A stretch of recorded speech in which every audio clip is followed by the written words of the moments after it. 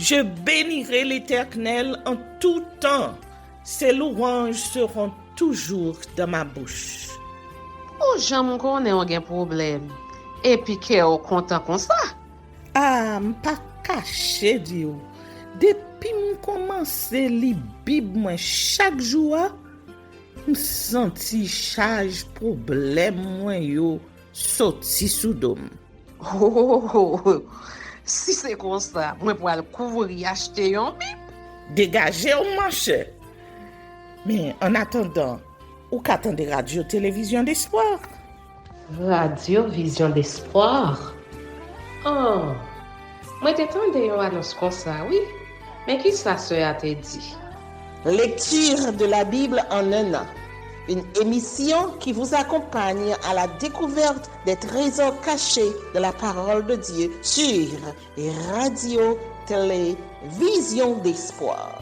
Chaque jour de 11h à 11h30 du matin, excepté mercredi 5h30, 6h de l'après-midi, samedi 7h30, 8h du matin, avec les sœurs Chantal Saint-Hubert, Claude Louis Orisma et votre servante Maudeline Maurice Hilaire.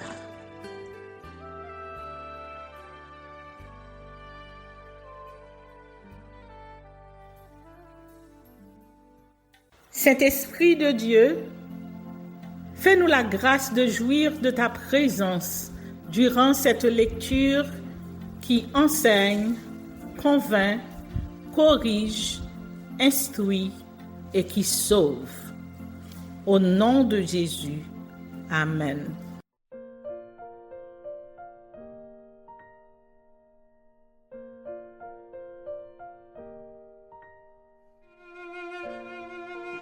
Genèse, chapitre 11. La tour de Babel. Toute la terre avait une seule langue et les mêmes mots. Comme ils étaient partis de l'Orient, ils trouvèrent une plaine au pays de Shinéar et ils y habitèrent. Ils se dirent l'un à l'autre, « Allons, faisons des briques et cuisons-les au feu. » Et la brique leur servit de pierre et le bitume leur servit de ciment.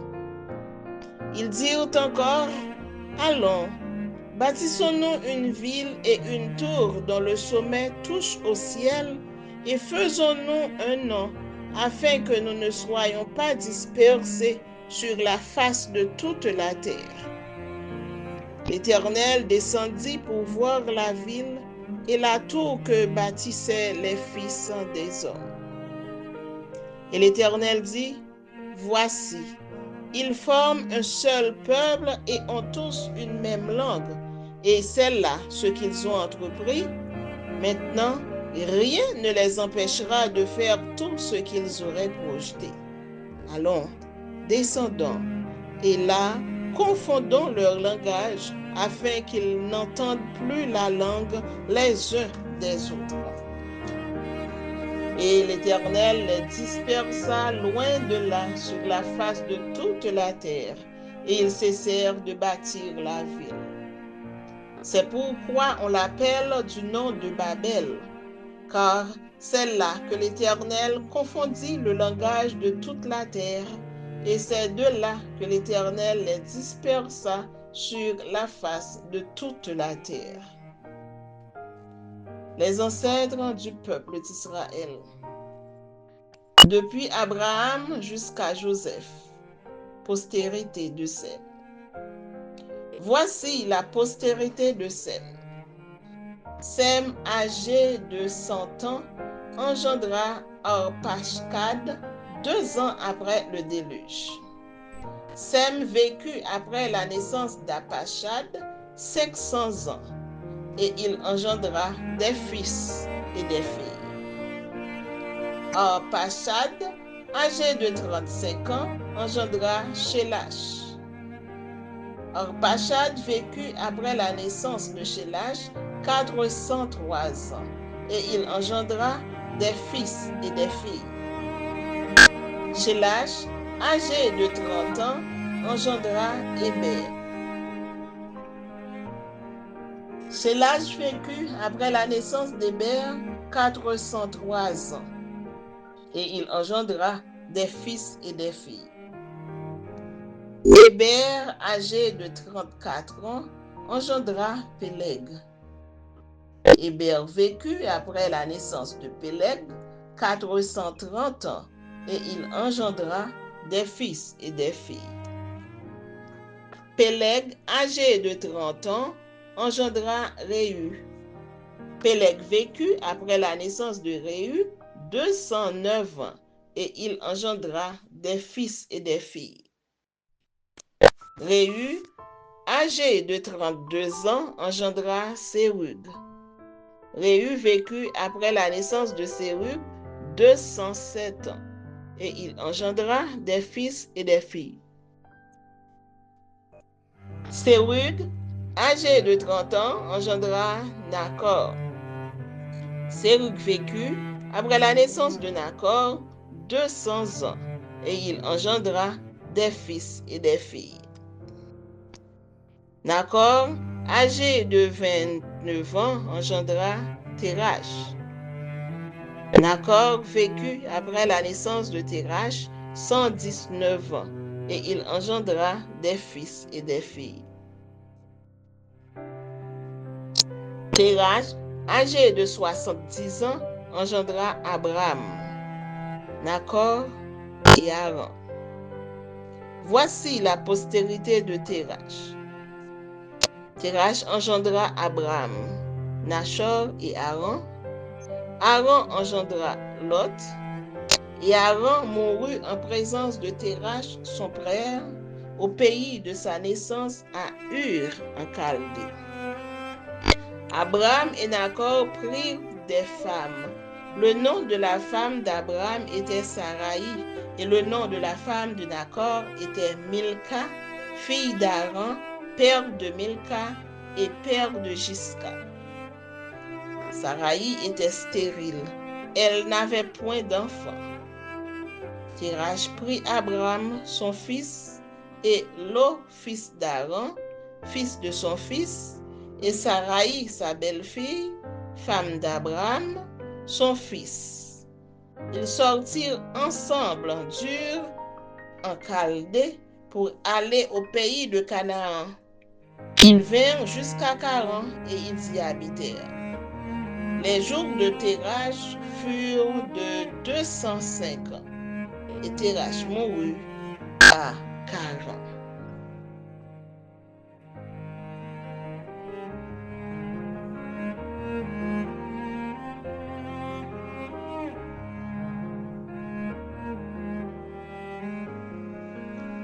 Genèse, chapitre 12.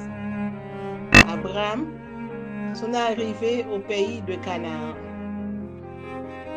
L'Éternel dit à Abraham, « Va-t'en de ton pays, de ta patrie et de la maison de ton père, dans le pays que je te montrerai. Je ferai de toi une grande nation et je te bénirai.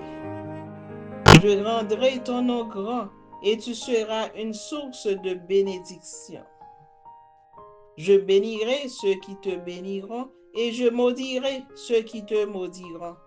Et toutes les familles de la terre seront bénies en toi. » Abraham partit, comme l'Éternel le lui avait dit, et Lot partit avec lui. Abraham était âgé de 75 ans lorsqu'il sortit de Charan. Abraham prit Saraï, sa femme, et Lot, fils de son frère, avec tous les biens qu'ils possédaient et les serviteurs qu'ils avaient acquis à Charan. Ils partirent pour aller dans le pays de Canaan et ils arrivèrent au pays de Canaan. Abraham parcourut le pays jusqu'au lieu nommé Sichem, jusqu'aux chênes de Morée. Les Cananéens étaient alors dans le pays. L'Éternel apparut à Abraham et dit, « Je donnerai ce pays à ta postérité. » Et Abraham bâtit là un autel à l'Éternel qui lui était apparu. Il se transporta de là vers la montagne à l'orient de Béthel, et il dressa ses tentes, ayant Béthel à l'occident et Haï à l'orient. Il bâtit encore là un autel à l'Éternel, et il invoqua le nom de l'Éternel. Abraham continua ses marches en s'avançant vers le midi. Abraham continua ses marches en s'avançant vers le midi. Séjour en Égypte. Il y eut une famine dans le pays, et Abraham descendit en Égypte pour y séjourner, car la famine était grande dans le pays. Comme il était prêt d'entrer en Égypte, il dit à Saraï, sa femme, « Voici, je sais que tu es une femme belle de figure. » Quand les Égyptiens te verront, ils diront, « C'est sa femme. » Et ils me tueront et te laisseront la vie. Dis, je te prie, que tu es ma sœur, afin que je sois bien traitée à cause de toi et que mon âme vive grâce à toi. Lorsque Abraham fut arrivé en Égypte, les Égyptiens virent que la femme était fort belle. Les grands de Pharaon la virent aussi et la vantèrent à Pharaon. Et la femme fut emmenée dans la maison de Pharaon. Il traita bien Abraham à cause d'elle. Et Abraham reçut des brebis, des bœufs, des ânes, des serviteurs et des servantes, des ânesses et des chameaux. Mais l'Éternel frappa de grandes plaies Pharaon et sa maison au sujet de Saraï, femme d'Abraham. Alors Pharaon appela Abraham et dit, « Qu'est-ce que tu m'as fait? Pourquoi ne m'as-tu pas déclaré que c'est ta femme? Pourquoi as-tu dit, c'est ma sœur? Aussi l'ai-je prise pour ma femme? Maintenant, voici ta femme, prends-la et va-t'en. » Et Pharaon donna ordre à ses gens de le renvoyer, lui et sa femme, avec tous ceux qui lui appartenaient.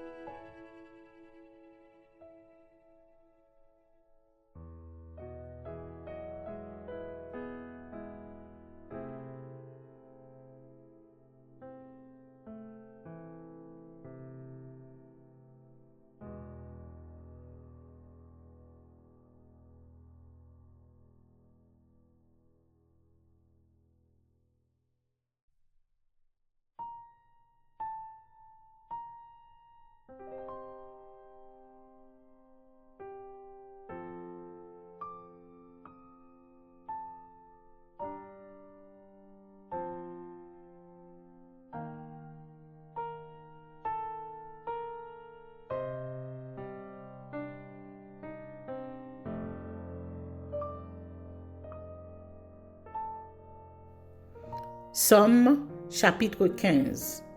Somme de David. Ô Éternel, qui séjournera dans ta tente? Qui demeurera sur ta montagne sainte? Celui qui marche dans l'intégrité, qui pratique la justice et qui dit la vérité selon son cœur. Il ne calomnie point avec sa langue. Il ne fait point de mal à son semblable. Il ne jette point l'opprobre sur son prochain.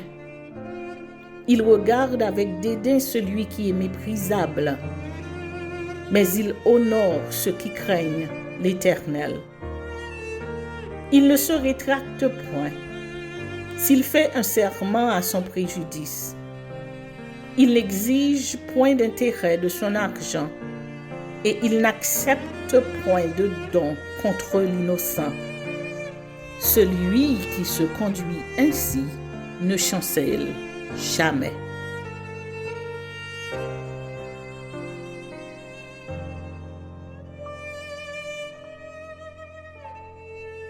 Psaume chapitre 16. Hymne de David. Garde-moi, ô Dieu, car je cherche en toi mon refuge. Je dis à l'Éternel, tu es mon Seigneur, tu es mon souverain bien. Les saints qui sont dans le pays, les hommes pieux sont l'objet de toute mon affection. On multiplie les idoles, on court après les dieux étrangers. Je ne répands pas leur libation de sang, je ne mets pas leur nom sur mes lèvres. L'Éternel est mon partage et mon calice, c'est toi qui m'assures mon lot. Un héritage délicieux m'est échu, une belle possession m'est accordée. Je bénis l'Éternel, mon conseiller, la nuit même mon cœur m'exhorte. J'ai constamment l'Éternel sous mes yeux. Quand il est à ma droite, je ne chancelle pas. Aussi, mon cœur est dans la joie, mon esprit dans l'allégresse, et mon corps repose en sécurité. Car tu ne livreras pas mon âme au séjour des morts, tu ne permettras pas que ton bien-aimé voie la corruption. Tu me feras connaître le sentier de la vie. Il y a d'abondantes joies devant ta face, des délices éternelles à ta droite.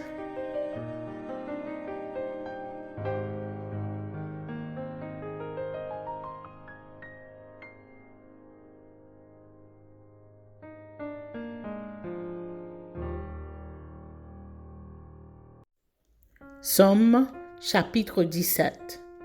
Prière de David. Éternel, écoute la droiture, sois attentif à mes cris, prête l'oreille à ma prière, faite avec des lèvres sans ton prix. Que ma justice paraisse devant ta face, que tes yeux contemplent mon intégrité.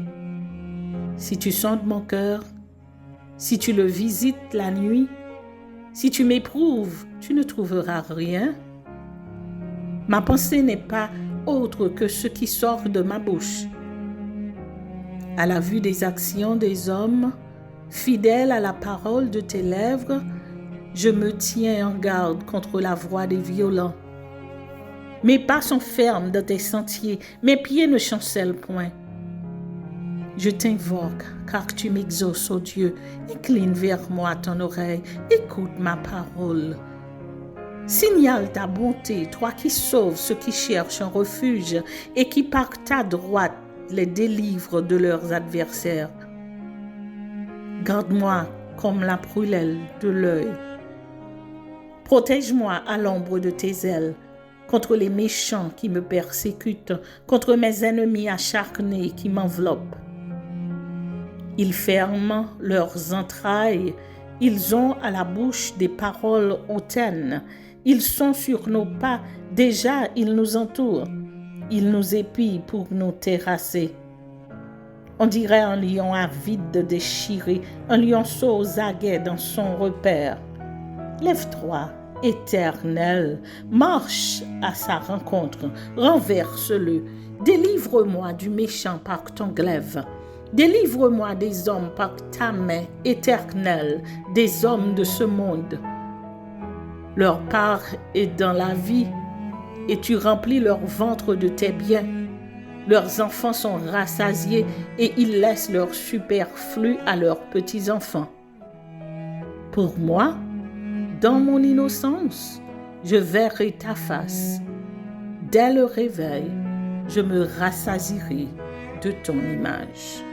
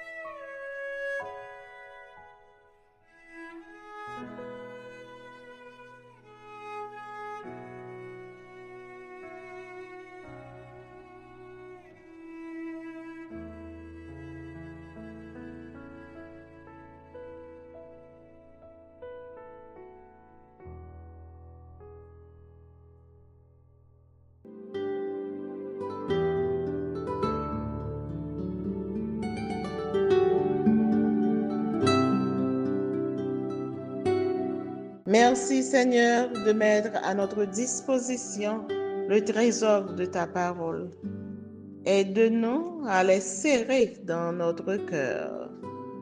Obéir à tes préceptes et tes lois. Appliquer notre cœur à la sagesse pour hériter la vie éternelle. Amen.